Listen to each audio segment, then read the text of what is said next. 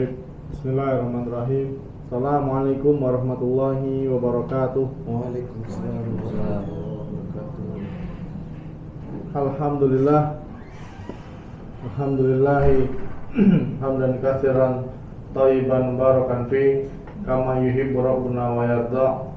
Asyhadu an la ilaha illallah wahdahu la syarikalah wa asyhadu anna Muhammadan abduhu wa rasuluhu la nabiyya wa rasulah ba'da. Qala Allah ta'ala fil Qur'anil Karim, ya ayyuhalladzina amanu taqullaha wal tanzur nafsum ma qaddamat lighad wattaqullaha innallaha khabirum bima ta'malun.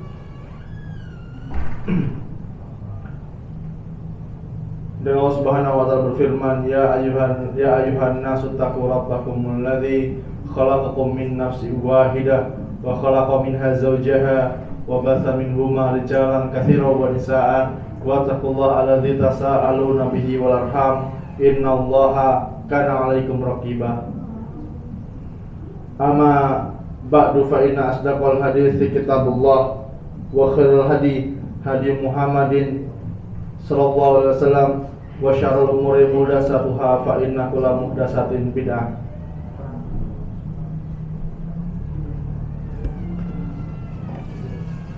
Ikhwan fillah wa akhwati kiram yang semoga senantiasa dirahmati oleh Allah Subhanahu wa taala. Kita bersyukur atas segala nikmat yang Allah Subhanahu wa taala berikan kepada kita.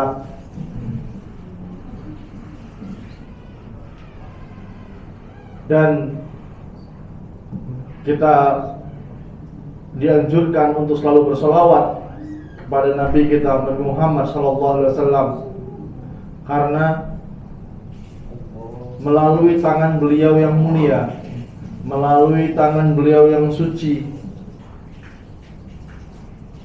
kita semua bisa terbebas dari masa jahiliyah menuju Islam yang terang benderang, yang dipenuhi dengan ilmu. Alhamdulillah atas kemudahan dari Allah Subhanahu wa taala,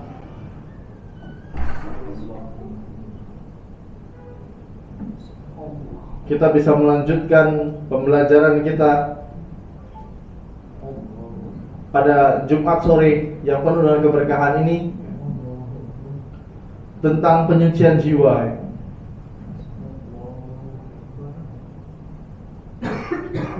Dan ketika kita membahas tentang tazkiyatun nafs, itu pembahasan yang cukup luas. Pembahasan yang cukup luas. Banyak sekali hal-hal yang harus kita perhatikan mengenai jiwa kita. Kalau pekan kemarin atau beberapa waktu yang lalu kita sudah membahas seorang muslim itu tidak boleh berputus asa. Dan hari ini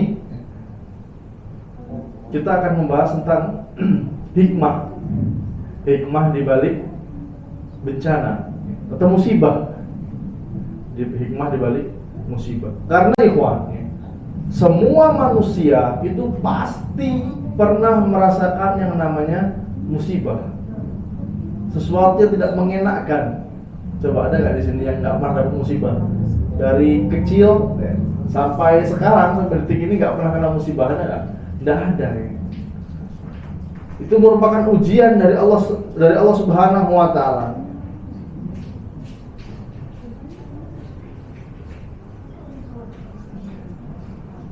Dan kita diuji dengan sesuatu yang kita cintai. Allah Subhanahu wa taala juga menguji kita dengan musuh dari orang-orang kafir dan orang-orang munafik. Itu merupakan ujian untuk kita. Dan itu semua, setiap musibah, setiap ujian yang kita rasakan harus atau kita membutuhkan yang namanya kesabaran. Dan kita tidak boleh berputus asa dengan rahmatnya Allah Subhanahu wa ta'ala.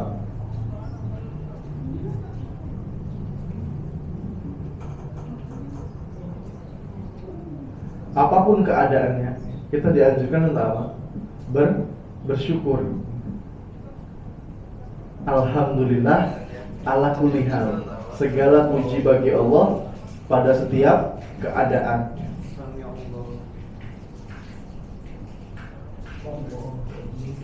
Rasulullah Shallallahu Alaihi Wasallam beliau pernah bersabda, Innallaha idza ahabba qauman ibtalahum faman radiya falahu ridha faman sakhita falahu sakhatu.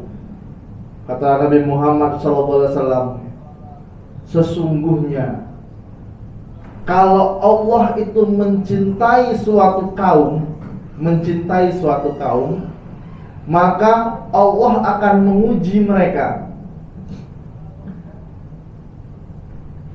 Faman radiya, barang siapa yang ridho, yang menerima,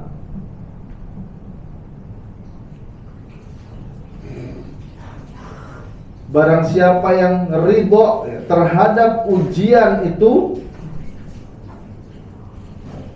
maka baginya ridhonya Allah Subhanahu wa ta'ala.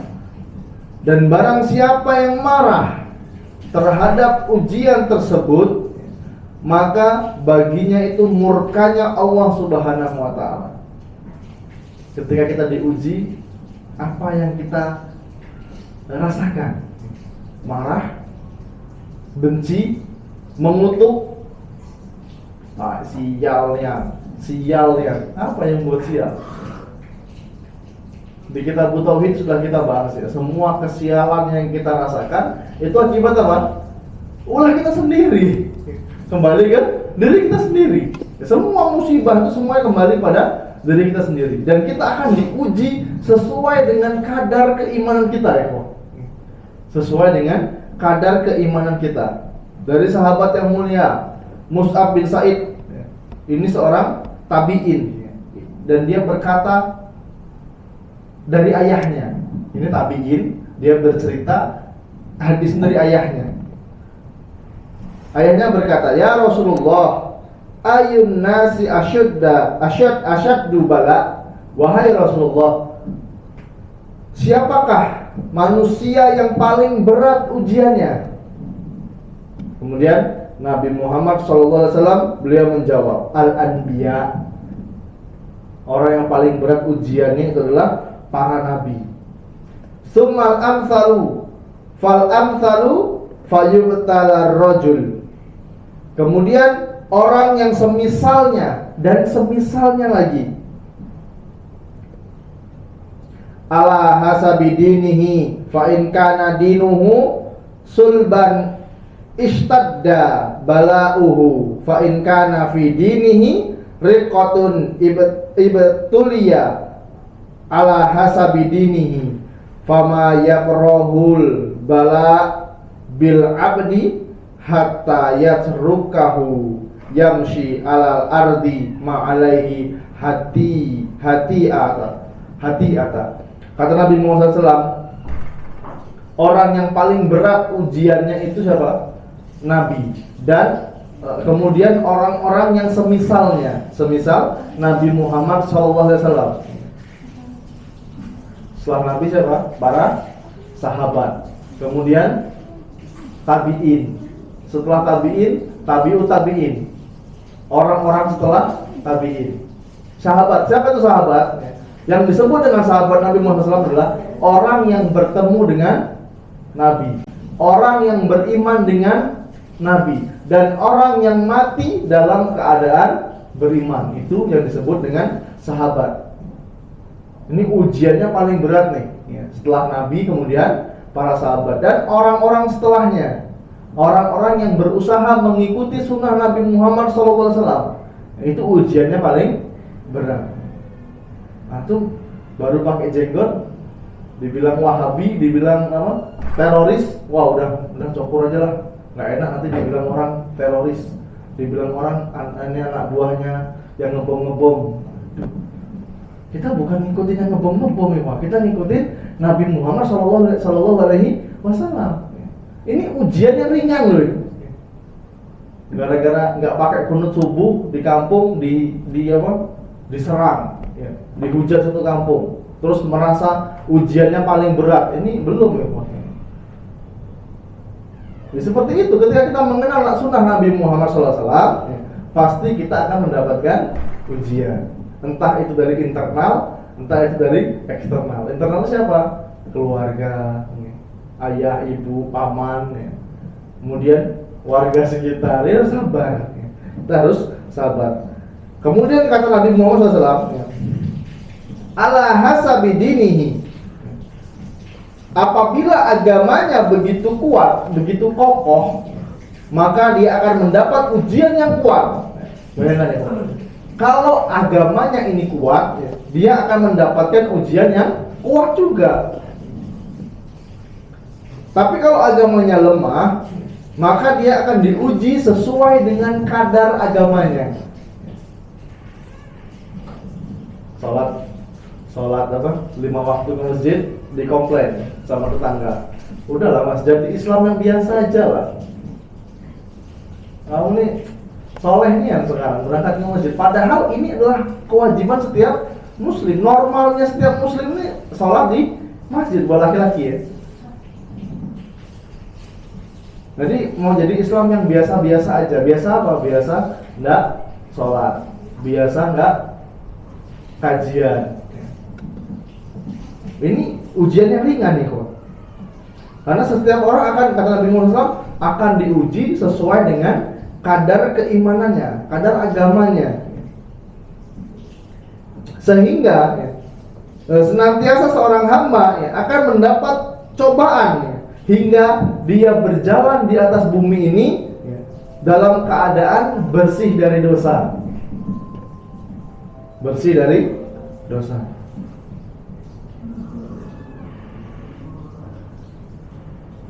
Ini sikap orang-orang saleh terdahulu.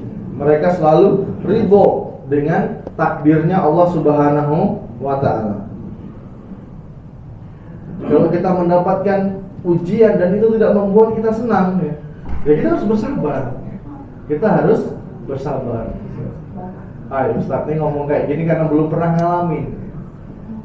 Kadar ujian kita berbeda-beda ya, tapi sesuai teori Nabi Muhammad SAW, kita harus ridho dengan ujian yang Allah Subhanahu wa ta'ala berikan.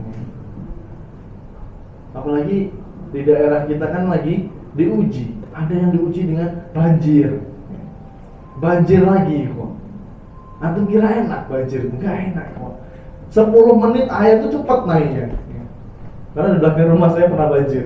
Kita perhatikan 10 menit itu air itu udah menenggelamkan rumah. Kalau banjir bandang itu cepat naiknya. Apakah mereka suka dengan ujian ini? Enggak. Tapi kita harus berusaha bersabar. Karena pasti ada hikmah. Nah ini yang akan kita bahas nanti. Akan ada hikmah di setiap musibah. Jadi tidak ada manusia yang tidak diuji. Semuanya pasti diuji. Di antaranya hikmah di setiap ujian, yang pertama kita harus ada keimanan dulu di hati kita ya. Kita harus yakin bahwasanya musibah ini akan mendidik jiwa dan menyucikan jiwa kita dari dosa dan kemaksiatan. Jangan dikira Allah itu ngasih ujian sama kita, ya udah ujian aja. Tapi Ustaz ini ujian terus nggak ada kelulusannya ini. Nanti kok ya. Kita akan mendapatkan hasilnya ketika kita masuk ke dalam surganya Allah Subhanahu wa ta'ala.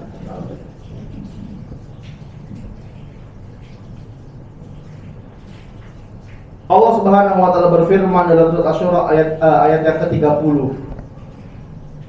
Wa ma asabakum min musibatin Fabima kasabat aydikum wa ya'fu an katsirin. Apa saja musibah yang menimpa kamu, maka itu disebabkan oleh kedua tanganmu sendiri, dan Allah memaafkan sebagian besar dari kesalahan-kesalahanmu. Ini hikmahnya itu. Dan dalam ayat ini Allah Subhanahu wa taala memberikan kabar gembira. Memberikan kabar gembira sekaligus ancaman bahwa musibah yang kita alami itu merupakan hukuman atas dosa-dosa kita sendiri.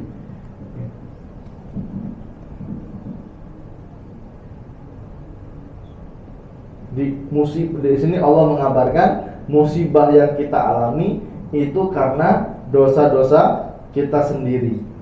Rasulullah sallallahu alaihi wasallam beliau pernah bersabda, "Ma yusibul muslima min nasabin wala wasabin wala hammin wala huznin wala adza wala ghammin hatta sauqati yushaquha illa kafarallahu biha min khotoya."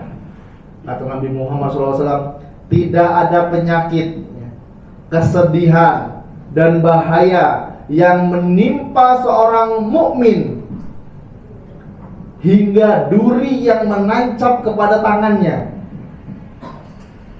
duri yang menusuk tangannya, illa kafarallahu biha min khotoya, kecuali Allah akan ampuni, Allah akan mengampuni kesalahan-kesalahannya dengan semua itu. Kita mungkin pernah merasakan sakit, kita malah merasakan sedih, bahkan cemas, rasa ketakutan, sampai duri yang menusuk ke tangan kita, itu Allah akan ampuni dosa-dosa kita. Ini akan menggugurkan dosa kita. Pernah nggak kira-kira itu? Sakit, demam. Wah, ini demam 3 hari udah pusing. Pusingnya tuh, kenapa ini, kenapa ya? Kalau kita mau berhuzon, ya alhamdulillah, berarti Allah sedang mengampuni dosa-dosa kita. Tapi bukan berarti kita harus nyari penyakit ya. Misalnya apa?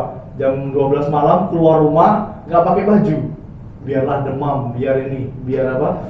Allah ampuni dosa-dosanya. Wah, ini namanya nyari bala. Nyari bala nggak boleh kalau seperti ini. Atau sengaja jarum jahit ditusuk-tusukkan ke tangannya. Biar apa? Biar Allah ampuni dosa-dosa saya. Bukan seperti itu konsepnya. Kalau tidak sengaja, kita jalan kaki, tertusuk paku misalnya, ini Allah akan mengampuni dosa-dosa kita. Tapi ingat, ini dosa kecil, bukan dosa besar. Kalau dosa besar, apalagi dosa syirik, itu caranya harus bertaubat kepada Allah Subhanahu wa taala.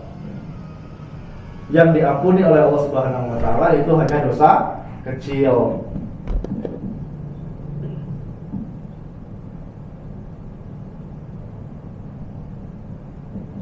Dalam hadis lain, Rasulullah SAW beliau pernah bersabda, la yazalul bala'u bil mu'minin wal mu'minatin fi nafsihi wa waladihi wa malihi hatta yalqallahu wa ma alaihi khati'atu. Cobaan atau ujian akan senantiasa menimpa seorang mukmin, keluarga, harta, dan anak-anaknya, sehingga dia berjumpa dengan Allah dalam keadaan tidak mempunyai dosa. Bayangkan ya, kita diuji dengan Allah di dunia ini ya. Kita mungkin merasa berat, ujian kita nggak sudah-sudah, tapi nanti di akhirat kita berjumpa dengan Allah dalam keadaan bersih, dalam keadaan tidak membawa dosa. Karena apa? Dosanya sudah diampuni selama di dunia. Apalagi dia tidak pernah melakukan kesyirikan. Dia tidak pernah melakukan kesyirikan. Allah kan ampuni semua dosa-dosanya ya. Karena banyak sebagian saudara-saudara kita ya, yang sudah kenal, yang sudah Allah berikan dia hidayah, ya, merasa ketika dia sudah bertaubat, dia merasa hidupnya semakin sempit ya, untuk masalah dunia ya. Yang dulu mungkin kerja di lembaga riba ya, dengan penghasilan per bulan 15 sampai 20 juta. Ada ini kok. Saya juga baru tahu. Ada lembaga yang posisi dia kerja itu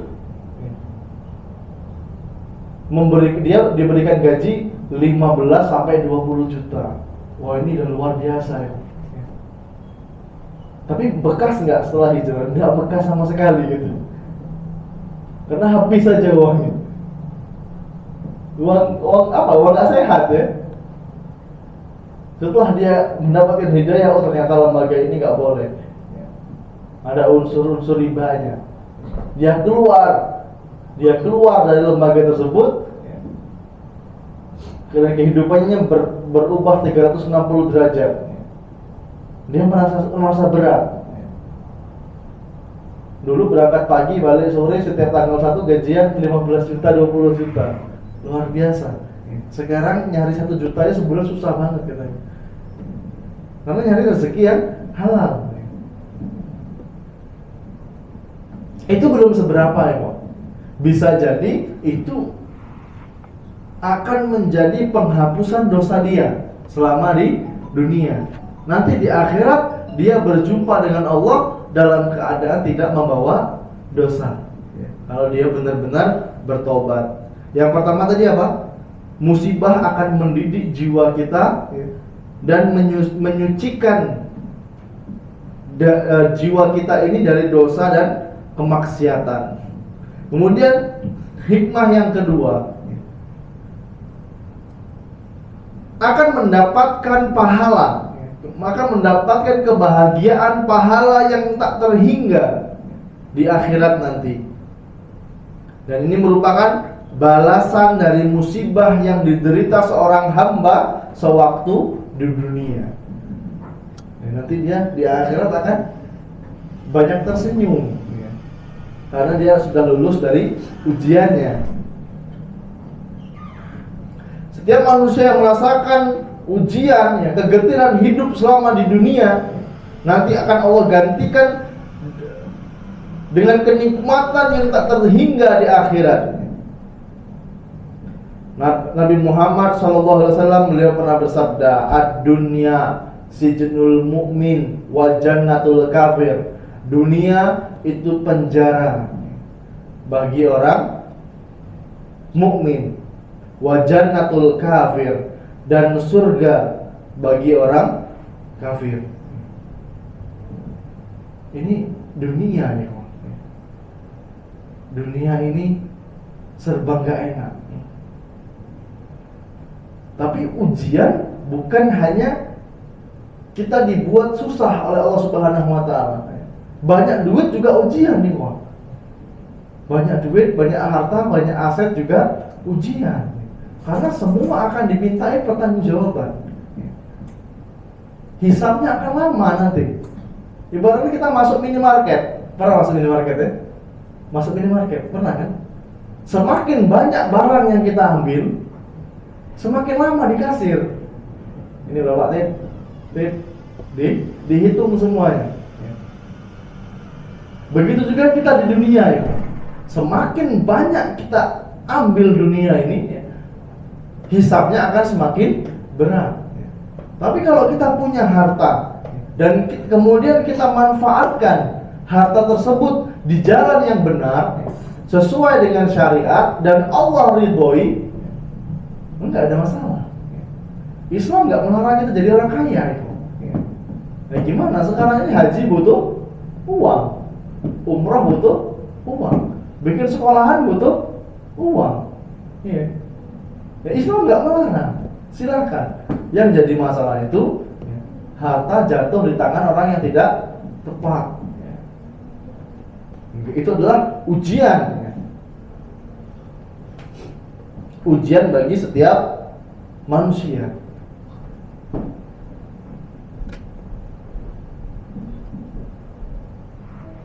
Benar, dalam hadis lain Nabi Muhammad SAW mengatakan kematian adalah hiburan. Kematian itu adalah hiburan bagi orang-orang yang beriman. Orang yang benar keimanannya, ketika dia mati, dia tidak bersedih. Justru dia bahagia karena dia tahu dia akan mendapatkan hasil dari kesabarannya selama ini. Itu yang berapa tadi? Yang kedua ya, akan mendapatkan kebahagiaan, akan mendapatkan pahala yang tak terhingga di akhirat. Jadi untuk kita yang saat ini sedang diuji oleh Allah Subhanahu wa taala, ya kita harus bersabar. Mau cerita sama makhluk, monggo silahkan. Tapi usahakan kita kalau mau ngeluh sama Allah dulu. Apa yang kita butuhkan? Kalau sekedar apa? Nggak makan, kayaknya nggak mungkin kalau di Linggau nggak bisa makan. Yang penting kita apa? Keluar rumah untuk laki-laki, keluar rumah. Kita ke pasar pun bisa dapat duit ikhwan. Jadi apa? Jadi kuli angkut. Sini Bu, saya bantu angkutin. Dapat uang 5.000, 10.000. Jadi, wah gimana? Nggak ada alasan sebenarnya. Yang penting dia mau berusaha, dia mau bekerja. Ini ujian yang sangat ringan nih kok. Kalau kita mau belajar tentang ujian-ujian para sahabat terdahulu,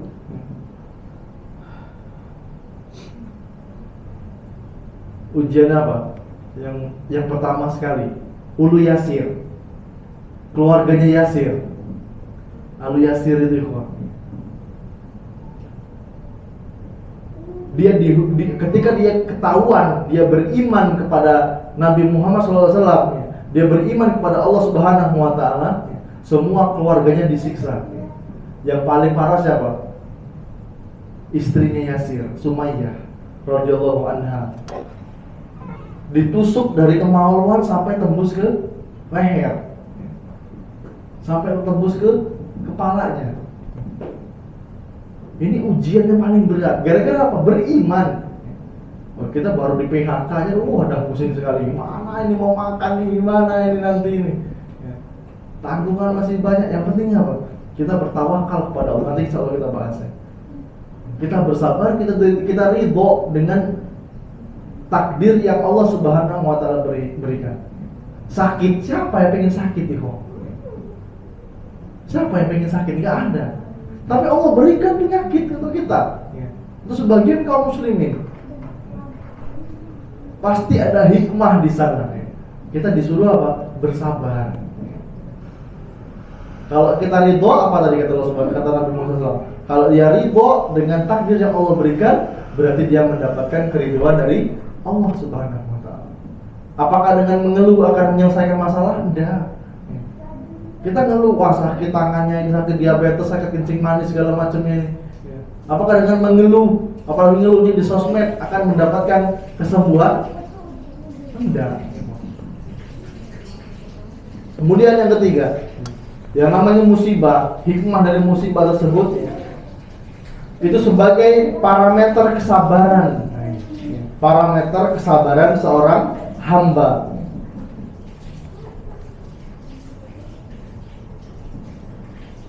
Kalau tidak ada ujian, tidak ada ujian untuk manusia, maka tidak akan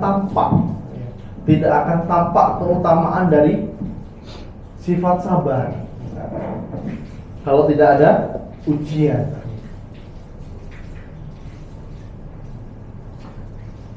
Tapi apabila ada kesabaran, maka akan muncul segala macam kebaikan yang menyertainya. Dan kalau tidak ada rasa sabar, maka tidak akan ada kebaikan yang menyertainya. Dulu pernah kita bahas ya, semua akan diuji. Apalagi yang punya rumah tangga. Suami diuji dengan siapa? Istrinya. Istri diuji dengan suaminya. Kalau suami istri baik, diuji dengan orang tuanya.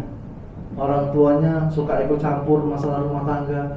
Kalau orang tuanya bagus, diuji dengan siapa? Mertuanya. Mertuanya juga sama, ikut campur terus masalah rumah tangga. Ini nggak bahagia. Ini ujian juga itu. Kalau orang tua mertua bagus, diuji dengan apa? Iparnya. Iparnya rese. Kalau iparnya bagus, diuji dengan anak.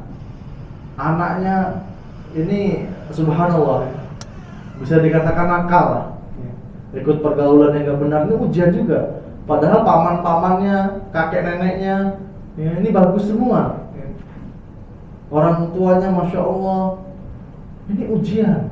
Kalau anaknya sholih di pondok hafal Quran, ujiannya di mana? Tetangga. Tetangganya tidak suka sama dia, ujian tetangganya luar biasa. Kalau tetangganya baik, ujiannya di mana? Ekonomi. Keluarga harmonis, masya Allah, bagus. Tapi ekonominya belum stabil. Ini ujian juga. Dan diperintahkan harus sabar.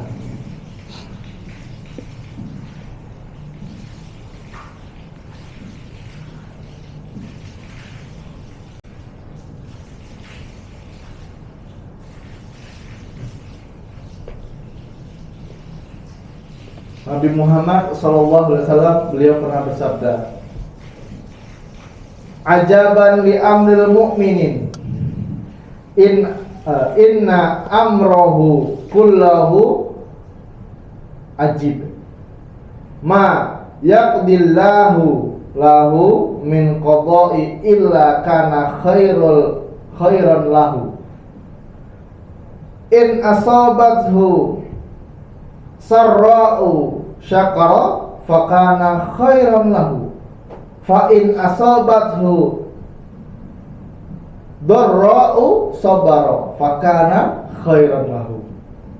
Kata Nabi Muhammad SAW, sungguh menakjubkan, mengagumkan kondisinya seorang yang beriman. Semua urusannya itu baik. Semua urusan orang yang beriman itu baik. Jika memperoleh kelapangan, memperoleh kesenangan, lalu dia bersyukur, tentu itu baik baginya. Dan jika ditimpa kesempitan, ditimpa musibah, dia bersabar, maka itu juga baik baginya. Jadi semua urusan kita, selama kita beriman kepada Allah Subhanahu wa taala, maka kita aman. Kalau kita senang, kita bersyukur. Kalau kita sedang ada musibah, kita bersabar. Tapi lebih enak kaya bersyukur apa miskin bersabar? Kaya bersyukur atau miskin bersabar? Ya berarti para ulama ini berbeda pendapat nih. Ikhtilaf. Tapi yang pendapat yang paling kuat yang dipilih oleh para ulama adalah kaya yang bersyukur. Karena kalau biasanya kalau banyak duitnya ini banyak kebaikan-kebaikan setelahnya. Apalagi jatuh kepada muslim yang tepat. Dibuatkannya apa? Sekolah, dibuatkannya fasilitas kesehatan, memberikan bantuan kepada orang-orang yang membutuhkan, anak yatim dan fakir, miskin, duafa. Ini akan ada kebaikan-kebaikan. Jadi kaya bersyukur. Tapi semuanya ada kebaikan nih kawan. Semuanya ada kebaikannya. Kalau dia ditimpa musibah, dia bersabar. Kalau diberikan kelapangan, dia bersyukur. Yang tahu kondisi kita saat ini hanya kita sendiri. Kita sedang bersyukur apa sedang bersabar. Tapi usahakan ikhwan, setiap hal yang kita rasakan, jangan lupa kita ucapkan alhamdulillah ala kulli hal. Biasanya ikhwan, para ulama terdahulu ketika dia tanya kaifa haluka, apa kabarmu? Dan dia menjawab alhamdulillah ala kulli hal. Berarti ada sesuatu yang enggak mengenakan untuk dia. Bisa jadi dia belum makan, ya. Kita ajak makan. Rugi nggak kita kalau ngajak teman makan bayarin 10.000, 20.000? Nggak rugi kok. Nggak rugi. justru kita akan mendapatkan pahala dari sana. Apalagi yang kita ajak makan ini orang yang beriman. Yang kita ajak makan ini orang beriman, gak ada kerugian di sana. Kita ada waktu ajak dia makan. Kalau kita ngasih dia 10.000 mungkin dia tersinggung ya. Ajak dia makan. Ini ada kebaikan di sana. Allahu a'lam bishawab. Kemudian yang keempat, di antara hikmah di balik musibah yang saat ini mungkin sedang kita rasakan, musibah tersebut dapat memurnikan tauhid dan menautkan hati kita kepada Allah Subhanahu wa taala. Ikhwan fillah azanallahu wa iyyakum. Musibah yang menjadikan kita lebih dekat kepada Allah itu lebih baik daripada kesenangan yang semakin menjauhkan kita dari Allah Subhanahu wa taala.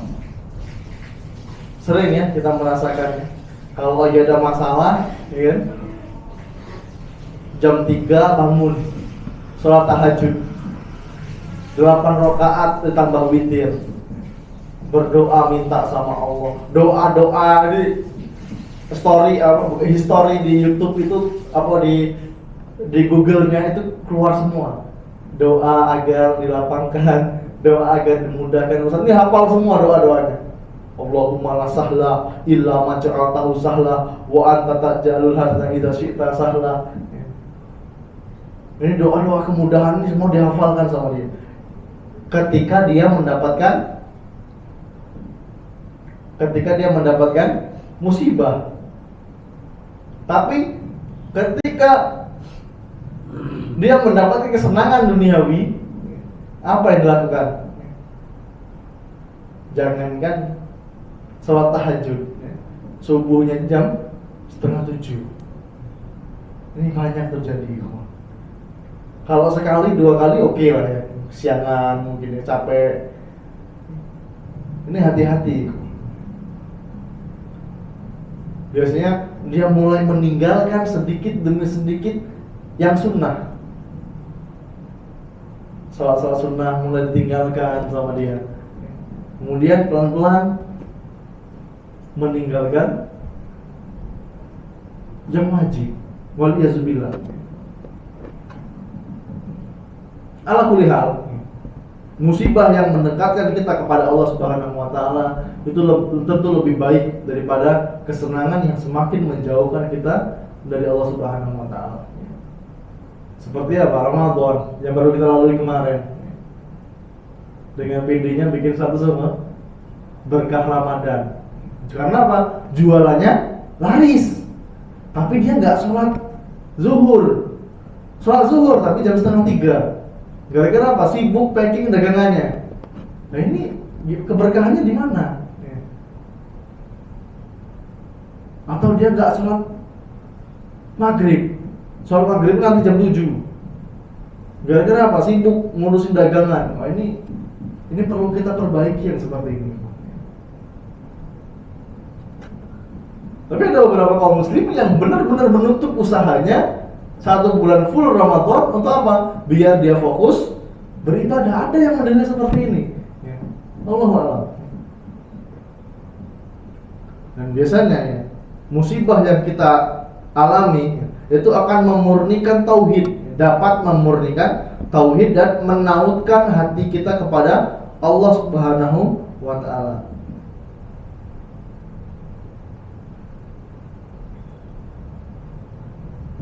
Allah Subhanahu wa taala berfirman dalam surah Fussilat ayat yang ke-51. Idza an'amna 'alal insani a'rada wa na'a bi janibihi wa idza massahu syarru fadzu du'ai arid. Kata Allah Subhanahu wa taala, dan apabila kami memberikan nikmat kepada manusia, dia berpaling dan menjauhkan diri. Tetapi apabila ditimpa malapetaka, dia akan banyak berdoa. Nah ini benar-benar terjadi saat ini. Ketika ada kesenangan, diberikan nikmat oleh Allah Subhanahu wa taala, dia berpaling, enggak sempat lagi berdoa. Udah jarang kita lihat dia berdoa di antara azan dan iqamah. Tapi ketika ada masalah, wah, lama banget doanya. Kalau bisa dari habis sholat tahajud jam 4 ini sampai jam azan subuh dia berdoa. Kalau sedang ada masalah, sedang ada musibah yang menimpa dia.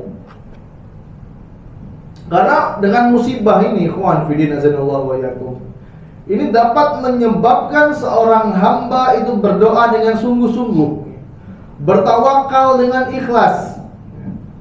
Bertawakal dan ikhlas dengan memohon kepada Allah Subhanahu wa taala. Ini tawakalnya ini benar-benar diuji ketika dia ada masalah, sedang ada musibah. Dan dia akan kembali kepada Allah Subhanahu wa taala dan dia akan merasakan manisnya iman. Dan ini yang harus kita pertahankan, ya kawan.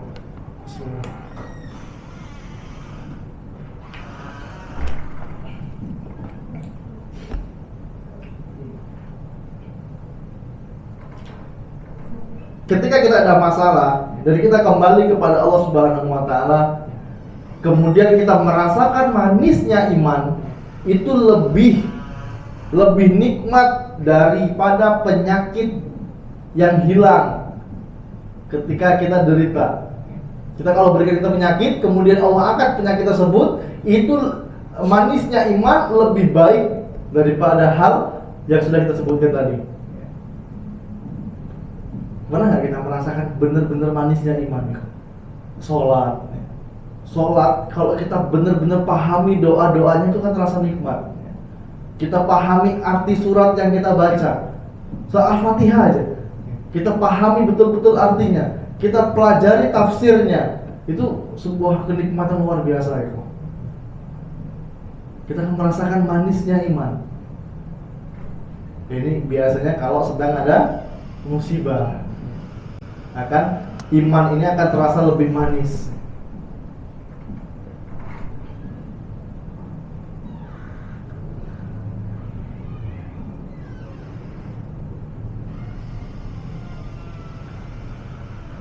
Kemudian ikhwan fillah azanallahu wa iyyakum, kalau seseorang sedang ditimpa musibah berupa kefakiran, penyakit. Nah ini kita lagi di rumah sakit ya. Sedang ditimpa penyakit atau yang lainnya, dia dianjurkan hanya berdoa kepada Allah Subhanahu wa taala untuk memohon pertolongan sebagaimana yang dilakukan oleh Nabi Ayub alaihi salam.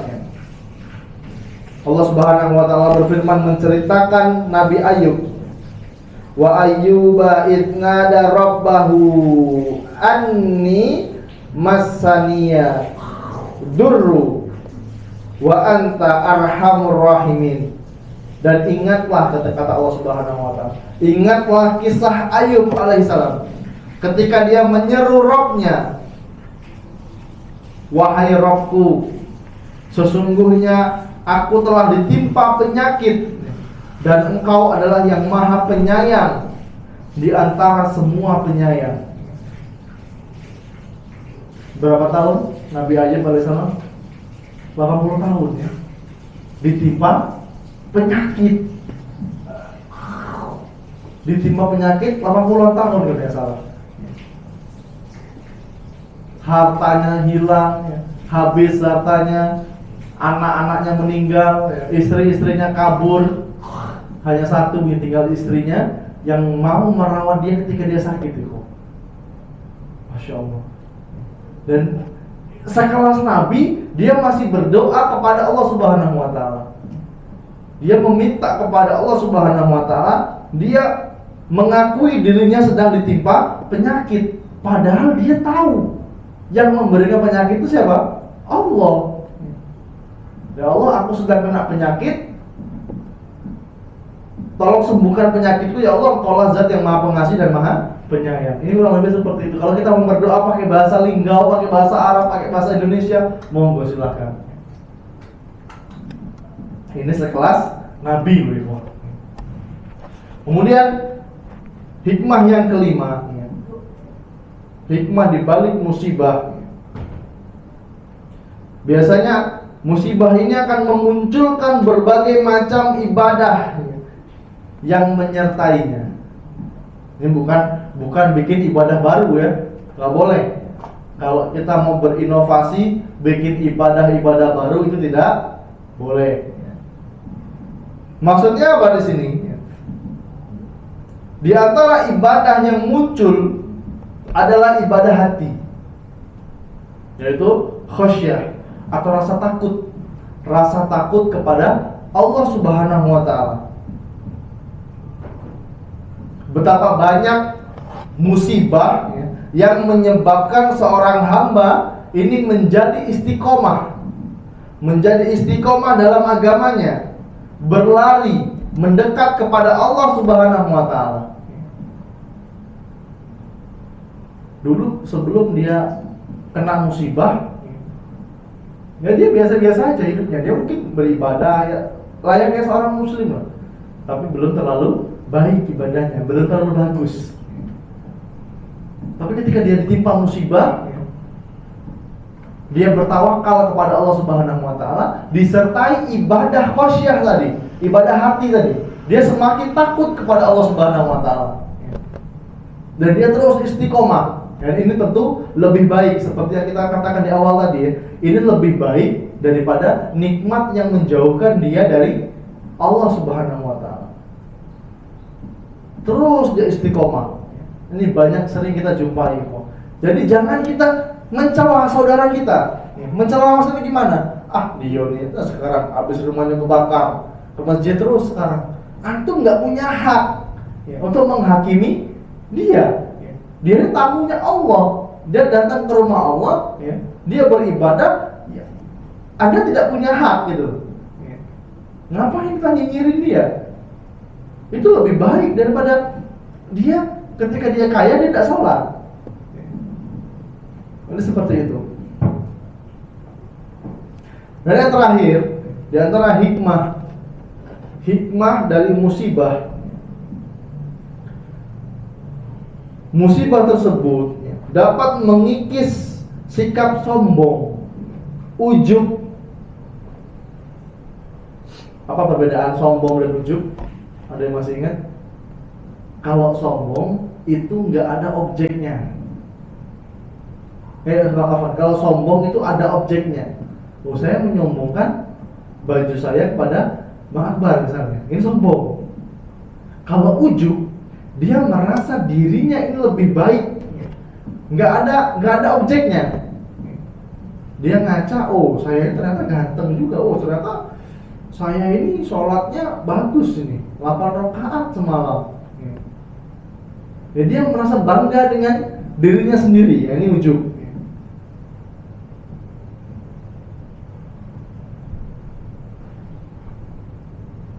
Kalau seseorang itu terus dalam kondisi yang baik dan tidak pernah diuji oleh Allah Subhanahu wa Ta'ala, nggak pernah ditimpa musibah, dia terus akan melakukan tindakan di luar batas. Contohnya siapa? Orang yang manusia yang paling puncak kesombongannya. Manusia yang paling sombong, Firaun. Apa kata Firaun? Ana rabbukumul a'la. Aku Tuhanmu yang paling tinggi. Nggak ada sejarahnya manusia pernah ngomong seperti itu. Dia mengakui aku Tuhanmu paling tinggi. Wa ana rabbukumul a'la dalam surat An-Nazi'at ya. Terus dia akan melakukan dan dia bisa bertindak melampaui batas dan dia lupa tujuan akhir dari kehidupannya. Orang yang sombong kan gitu. Orang yang sombong tidak kenal dengan Allah Subhanahu wa Ta'ala. Tujuannya apa? Dunia ya. Numpuk harta, lagi enak-enak kerja, tahu-tahu apa? Mati. Akhirnya apa? Istrinya nikah lagi, anak-anaknya rebutan warisan. Ini banyak terjadi. Bapaknya yang kerja mati-matian, yang katanya kepala jadi kaki jadi kepala, setelah mati, istrinya udah nikah lagi. Alasannya apa? Nggak kuat ngurusin bisnis suaminya. Anak-anaknya masih belum paham. Istrinya akhirnya nikah lagi. Suaminya barunya yang ngurusin hartanya. Ini banyak model seperti ini kok. Tapi ketika orang yang sombong tadi, ketika dia ditimpa sakitnya, dan dia mengeluarkan kotoran atau dia mengeluarkan bau-bau yang tidak sedap, dia mengeluarkan dahak, bahkan dia mengeluarkan rasa lapar, dia merasakan rasa lapar, dia baru sadar bahwa tujuan hidupnya yang sebenarnya adalah Allah Subhanahu wa Ta'ala. Orang kaya sakit mau makan sate nggak boleh. Wah, ini kolesterol pak, ini nggak boleh makan sop ini pak, ini ada minyak-minyaknya, ini kolesterol. Aduh, nggak, gimana ya, sulit dia, nggak menikmati hidupnya. Dan biasanya yang model seperti ini menjadikan dia kembali kepada Allah Subhanahu wa Ta'ala.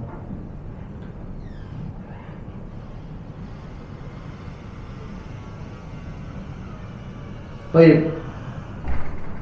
Yang terakhir lah, musibah. Musibah merupakan indikasi. Musibah ini merupakan indikasi bahwasanya Allah Subhanahu wa Ta'ala itu menginginkan kebaikan dari kita. Seperti yang dikatakan Nabi Muhammad SAW, man yuridillahu bihi khairan yusibu minhu. Barang siapa, man yuridillahu bihi khairan yusibu minhu. Barang siapa yang Allah inginkan kebaikan darinya, maka Allah akan timpakan musibah kepadanya. Lagi seneng-senengnya kajian, baru kenal hidayah, baru dapat kajian tentang birrul walidain, berbakti kepada orang tua. Tahu-tahu dapat kabar orang tuanya meninggal. Subhanallah. Apa yang dirasakan itu? Musibah ini, sedih dia sedih, tapi dia harus sabar karena Allah Subhanahu wa Ta'ala menginginkan kebaikan darinya. Tandanya apa? Allah berikan dia musibah, atau dia diberikan penyakit yang aneh. Udah berobat ke sana kemari, ya, nggak sembuh-sembuh.